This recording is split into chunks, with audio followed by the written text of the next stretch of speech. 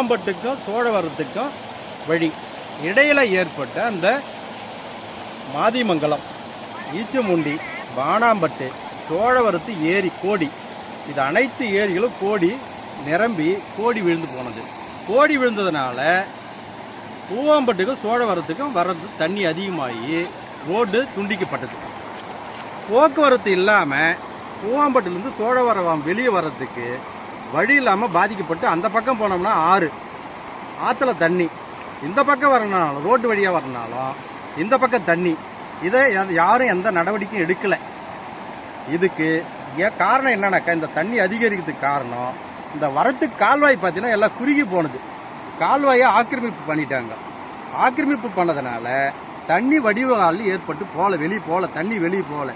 இது ரோட்டுக்கு மேலே ஏறி காலையில் 7 மணி நிலவர பிரகாரம் பார்த்தீங்கன்னா 4 அடி தண்ணி ரோட்டுக்கு மேலே போனது. ஸ்கூல் போகிற பிள்ளைங்க எல்லாமே தோல் மேலே தூக்கிட்டு போய் வெளியே விட்டோம். மீண்டும் இந்த குழந்தைங்களை தோல் மேலே தான் தூக்கினா நாங்கள் அந்தாண்ட போனோம். நீர் போகிறத பாருங்கள், எவ்வளோ தண்ணி போகுதுன்னு நீங்களே நேரடியாக பாருங்கள். இதுக்கு சரியான நடவடிக்கை பொதுப்பணித்துறையும் அரசும் சரியான நடவடிக்கை உடனே எடுத்து ஆகணும். இதுக்கு உண்டான நடவடிக்கையை இதுக்கு ஒரு சிறுபாலம் அமைத்து இந்த போக்குவரத்து தடைப்படாம மக்கள் பாதிக்கப்படாம இதுக்கு ஒரு பாலத்தை அமைத்து தர வேண்டும் என்று மக்களோட கோரிக்கை. இது ஒரு தனிப்பட்ட நபரோட கோரிக்கை இல்லை. இதுல பாத்தீங்கன்னா அந்த பூவாம்பட்டுல இருந்து ஒரு 240-250 குடும்பம் அந்த இடத்துல வசிக்குதாங்க.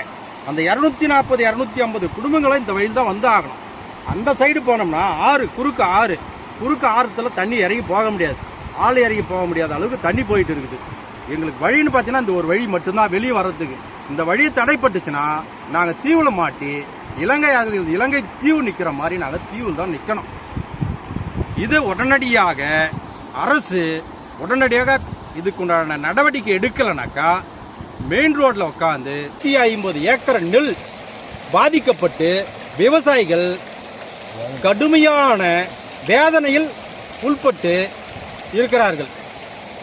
இதுக்கு உடனடியாக இந்த விவசாயத்துக்கு உண்டான தீர்வையும் இதுக்குண்டான நிவாரணத்தையும் உடனே வழங்குமாறு மிக தாழ்மையுடன் கேட்டுக்கொள்கிறேன். பிளே ஸ்டோர் மற்றும் ஆப் ஸ்டோரில் இருந்து பாலிமர் செயலியை QR கோடு மூலம் பதிவிறக்கம் செய்யுங்கள். செய்திகளை உடனுக்குடன் பெறுங்கள்.